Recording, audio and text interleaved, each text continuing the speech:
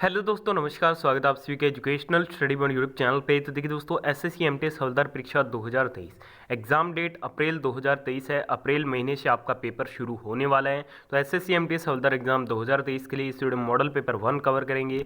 अभी नहीं तो कभी नहीं, काफ़ी कम समय बचा आपके एग्जाम में। बिल्कुल एग्जाम वाला प्रश्न आपको इस वीडियो में कवर कराया जाएगा। यही प्रश्न छपेगा एसएससी एमटीएस हवलदार परीक्षा 2023 में। अगर आपको इस बार सिलेक्शन लेना है तो इस मॉडल पेपर को बिल्कुल भी मिस मत कीजिएगा। यहीं से आपका सिलेक्शन इस बार होने वाला है। तो चलिए वीडियो को शुरू करते हैं।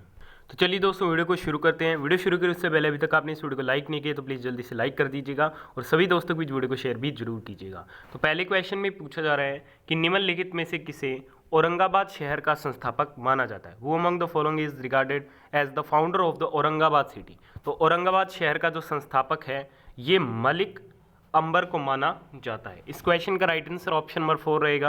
अगर आपको इस वीडियो में से किसी भी क्वेश्चन का राइट आंसर पता है तो आप साथ साथ कमेंट बॉक्स में हमें अपना राइट आंसर बता सकते हैं।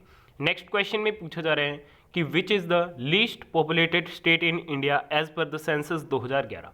2011 की जनगणना के अनुसार भारत का सबसे कम जनसंख्या वाला राज्य कौन सा है। तो सबसे कम जो जनसंख्या वाला राज्य है वो है भारत का सिक्किम राज्य। बढ़ते हैं अगले क्वेश्चन की ओर। अगले क्वेश्चन में पूछा जा रहा है कि 1336 में हरिहर और बुक्का ने निम्नलिखित में से किस साम्राज्य की स्थापना की थी। Which of the following empires was founded by Harihara and Bukka in 1336। तो 1336 में हरिहर और बुक्का ने विजयनगर साम्राज्य की स्थापना की थी। इस क्वेश्चन का राइट आंसर ऑप्शन नंबर 3 रहेगा। अगले क्वेश्चन में पूछा जा रहा है कि 9वीं शताब्दी में प्रसिद्ध विक्रमशिला विश्वविद्यालय की स्थापना किसने की थी। वो founded the famous Vikramshila university in the 9th century. तो 9वीं शताब्दी में प्रसिद्ध विक्रमशिला विश्वविद्यालय की जो स्थापना है वो की गई थी आपके धर्मपाल के द्वारा। करेक्ट आंसर ऑप्शन नंबर 1 रहेगा इस क्वेश्चन का। काफ़ी फ्रेंड्स की डिमांड आती है कि आपकी वीडियो से क्वेश्चन नहीं पूछे जाते, तो इसका एक ही कारण यही रहता है कि आप पूरे वीडियो को एंड तक वॉच नहीं करते, सभी क्वेश्चनों को ध्यान से अटेंड नहीं करते, तभी एग्जाम में क्वेश्चन नहीं पूछे जाते हैं। अन्यथा एग्जाम में डेफिनेटली क्वेश्चन यहाँ से बनते हैं अगर आप पूरे वीडियो ध्यान से देख कर जाते हैं। तो इस बार आपको पूरे वीडियो ध्यान से एंड तक देख के जाना है। अगले क्वेश्चन में पूछा जा रहा है थानेश्वर से शासन करने वाले पुष्यभूति डैश वंश के संस्थापक थे। तो ये किस वंश के संस्थापक थे। तो ये आपके वृधन वंश के क्या थे, संस्थापक थे। करेक्ट आंसर ऑप्शन नंबर 3 रहेगा इस क्वेश्चन का। अगले क्वेश्चन में आपसे पूछा जा रहा है कि निम्नलिखित में से कौन मौर्य वंश का संस्थापक था। वो among the following was the founder of the Maurya dynasty. तो मौर्य वंश के जो संस्थापक थे वो आपके चंद्रगुप्त मौर्य थे। तो इस क्वेश्चन का राइट आंसर ऑप्शन नंबर 2 रहेगा। अगले क्वेश्चन में पूछा जा रहा है उस्ताद आमिर खान निम्नलिखित में से किस घराने से संबंधित थे। Ustad Amir Khan belong to which of the following gharanas. तो ये जो किस घराने से संबंधित थे, तो ये इंदौर घराने से संबंधित थे। अगले क्वेश्चन में पूछा जा रहा है कथक नृत्य के प्रतिपादक बिरजू महाराज निम्नलिखित में से किस घराने से संबंधित थे। The Kathak exponent Birju Maharaj is associated with which of the following घराना। तो कथक नृत्य के प्रतिपादक जो बिरजू महाराज थे ये लखनऊ घराने से क्या थे, संबंधित थे। अगले क्वेश्चन में पूछा जा रहा है पंडित आनंद गोपाल बंदोपाध्याय बनारस घराने के एक डैश खिलाड़ी थे। Pandit Anand Gopal Bandopadhyay was a dash player of the Banaras gharana. तो पंडित जो आनंद गोपाल बंदोपाध्याय थे ये क्या थे, तबला के खिलाड़ी थे। इस क्वेश्चन का राइट आंसर ऑप्शन नंबर 4 रहेगा। अगले क्वेश्चन में पूछा जा रहा है dash model was followed in the first 5 year plan. प्रथम पंचवर्षीय योजना में किस मॉडल का पालन किया गया था। तो प्रथम पंचवर्षीय जो योजना थी ये आपके हेरोड डोमर मॉडल पर आधारित थी। इस क्वेश्चन का राइट आंसर ऑप्शन नंबर 1 रहेगा।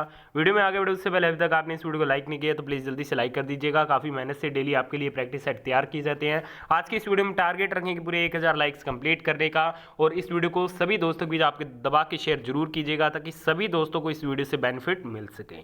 अगले क्वेश्चन में पूछा जा रहा है कि निम्नलिखित में से कौन सातवाहन वंश का संस्थापक था। वो among the following was the founder of Satavahana dynasty. तो सातवाहन वंश का जो संस्थापक था वो था आपके Shimuk. Correct answer option number 1 रहेगा। अगले क्वेश्चन में पूछा जा रहा है कि बड़े गुलाम अली खान डैश घराने के एक प्रमुख गायक थे। Bade Ghulam Ali Khan was a prominent singer of the dash gharana. तो बड़े गुलाम अली खान थे ये पटियाला घराने के एक प्रमुख क्या थे, गायक थे। Second number option will be the right answer. अगले क्वेश्चन में पूछा जा रहा है कि अब्दुल करीम खान और अब्दुल वाहिद खान डैश घराने के संस्थापक थे। Abdul Karim Khan and Abdul Wahid Khan were the founders of the dash gharana. तो ये जो दोनों थे ये आपके किराना घराने के क्या थे, संस्थापक थे। अगले क्वेश्चन में पूछा जा रहा है कि हाफिज अली खान बंगश घराने के एक भारतीय डैश थे। तो ये बंगश घराने के क्या थे, एक सरोद वादक थे। ठीक है, इस क्वेश्चन का राइट आंसर ऑप्शन नंबर 3 रहेगा। अगले क्वेश्चन में पूछा जा रहा है कि 2011 की जनगणना के अनुसार भारत के किस राज्य की साक्षरता दर सबसे कम है। As per 2011 census which Indian state has the lowest literacy rate. तो लोवेस्ट जो लिटरेसी रेट है ये भारत के बिहार राज्य का है। Second number option will be the right answer. अगले क्वेश्चन में पूछा जा रहा है किशोरी अमोनकर हिंदुस्तानी संगीत की महान गायिकाओं में से एक निम्नलिखित में से किस घराने से जुड़ी है। Kishori Amonkar one of the greatest vocalist of Hindustani music is associated with which of the following gharanas. तो ये संबंधित आपके जयपुर घराने से। ठीक है दोस्तों, बढ़ते हैं नेक्स्ट क्वेश्चन की ओर। अगले क्वेश्चन में पूछा जा रहा है कि सरोजिनी नायडू डैश में भारतीय राष्ट्रीय कांग्रेस की पहली भारतीय महिला अध्यक्ष चुनी गई थी। Sarojini Naidu was elected first Indian women president of the Indian National Congress at. तो ये चुनी गई थी कानपुर में, जो कि 1925 में हुआ था अधिवेशन। अगले क्वेश्चन में पूछा जा रहा है कि निम्नलिखित में से कौन भारतीय राष्ट्रीय कांग्रेस के गठन के समय भारत का वायसराय था। वो among the following was the viceroy of India during the formation of Indian National Congress. तो कांग्रेस के गठन के समय जो वायसराय थे वो थे लॉर्ड डफरिन। बढ़ते हैं अगले क्वेश्चन की ओर। अगले क्वेश्चन में पूछा जा रहा है कि निम्नलिखित में से किस पर्वत श्रृंखला में युवा वलित पर्वत है। Which of the following have mountain range young fold mountains.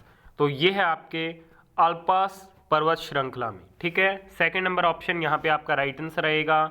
अगले क्वेश्चन में पूछा जा रहा है कि निम्नलिखित में से कौन सा पर्वत भारत और नेपाल के बीच स्थित है। Which of the following is a mountain between India and Nepal. India और नेपाल के बीच में जो माउंटेन स्थित है वो कौन सा है। तो ये है आपके Kanchenjunga. Correct answer option number 1 रहेगा। अगले क्वेश्चन में पूछा जा रहा है कृष्णा नदी का उद्गम स्थल कौन सी पर्वत श्रृंखला है। Which mountain range is the source of Krishna river. तो कृष्णा नदी का जो उद्गम स्थल है ये सह्याद्री रेंज से होता है। सेकंड नंबर ऑप्शन यहाँ पे आपका राइट आंसर रहेगा। अगले क्वेश्चन में पूछा जा रहा है कि निम्नलिखित में से किस पर्वत श्रृंखला में आपको गुरु शिखर मिलेगा। In which of the following mountain range will you find the Guru Shikhar peak. तो गुरु शिखर जो आपको मिलेगा पीक वो आपको मिलेगा अरावली श्रृंखला में। राइट आंसर ऑप्शन नंबर 4 रहेगा। अगले क्वेश्चन में पूछा जा रहा है कि निम्नलिखित में से कौन सी मिट्टी की खेती करना बहुत कठिन है। Which one of the following soil is very hard to cultivate. तो कौन सी हो जाएगी, तो ये हो जाएगी सैंडी सॉइल, यानी कि जो रेतीली मिट्टी होती है उसमें खेती करना क्या है, बहुत कठिन होता है। नेक्स्ट क्वेश्चन में पूछा जा रहा है कि जारवा और ओंगे जनजाति भारत में कहाँ पाई जाती है। Where in India can we find the Jarawa and the Onge tribes. तो जारवा और जो ओंगे जनजाति है ये अंडमान और निकोबार द्वीप समूह में पाई जाती है। ऑप्शन नंबर 4 यहाँ पे आपका राइट आंसर रहेगा।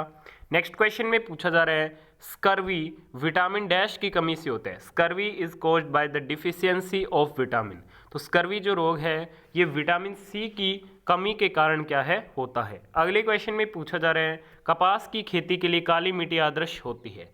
Black soil are ideal for cultivation of cotton as. तो ये होती है दे कैन रिटेन मॉइस्चर, यानी कि वे नमी बरकरार रख सकते हैं। इसके लिए कपास की खेती के लिए जो काली मिट्टी है वो आदर्श मानी जाती है, आइडियल मानी जाती है। अगले क्वेश्चन में पूछा जा रहा है एनीमिया विटामिन डैश की कमी के कारण होता है। Anaemia is caused by the deficiency of which vitamin. तो ये होता है विटामिन B12 की डिफिशियंसी के कारण। अगले क्वेश्चन में पूछा जा रहा है रिकेट्स विटामिन डैश की कमी के कारण होता है। Rickets is caused by the deficiency of which vitamin. तो ये होता है विटामिन डी की डेफिशिएंसी के कारण जो रिकेट्स नामक रोग है वो होता है। नेक्स्ट क्वेश्चन में पूछा जा रहा है वांगला त्योहार निम्नलिखित में से किस जनजाति द्वारा मनाया जाता है। Wangala festival is celebrated by which of the following tribe.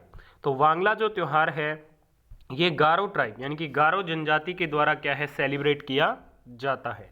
अगले क्वेश्चन में पूछा जा रहा है कि निम्नलिखित में से कौन सी जनजाति नीलगिरी पर्वत से संबंधित है।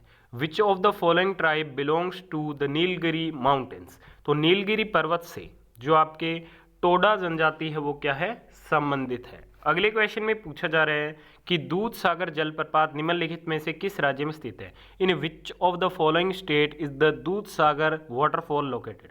दूध सागर जो वाटरफॉल है ये आपके गोवा में स्थित है। अगले क्वेश्चन में पूछा जा रहा है कि निम्नलिखित में से कौन सा पानी में घुलनशील विटामिन है।